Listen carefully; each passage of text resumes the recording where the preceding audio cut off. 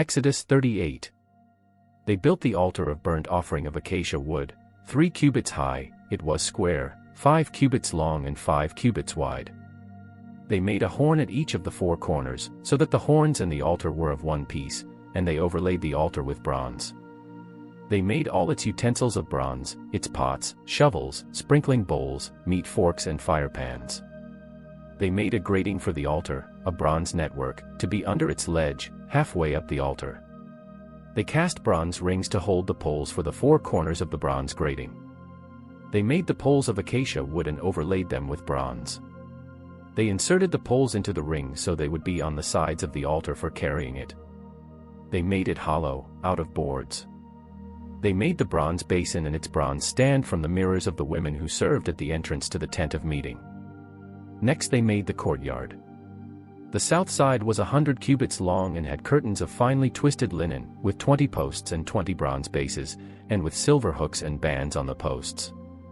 The north side was also 100 cubits long and had 20 posts and 20 bronze bases, with silver hooks and bands on the posts. The west end was 50 cubits wide and had curtains, with 10 posts and 10 bases, with silver hooks and bands on the posts.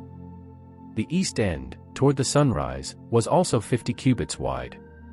Curtains 15 cubits long were on one side of the entrance, with 3 posts and 3 bases, and curtains 15 cubits long were on the other side of the entrance to the courtyard, with 3 posts and 3 bases. All the curtains around the courtyard were of finely twisted linen. The bases for the posts were bronze. The hooks and bands on the posts were silver, and their tops were overlaid with silver, so all the posts of the courtyard had silver bands. The curtain for the entrance to the courtyard was made of blue, purple, and scarlet yarn and finely twisted linen, the work of an embroiderer. It was 20 cubits long and, like the curtains of the courtyard, 5 cubits high, with 4 posts and 4 bronze bases. Their hooks and bands were silver, and their tops were overlaid with silver. All the tent pegs of the tabernacle and of the surrounding courtyard were bronze. These are the amounts of the materials used for the tabernacle of the covenant law, which were recorded at Moses' command by the Levites under the direction of Ithamar son of Aaron, the priest. Bezalel son of Uri, the son of Hur, of the tribe of Judah, made everything the Lord commanded Moses. With him was Oholiab son of Ahisamach, of the tribe of Dan, an engraver and designer, and an embroiderer in blue, purple, and scarlet yarn and fine linen.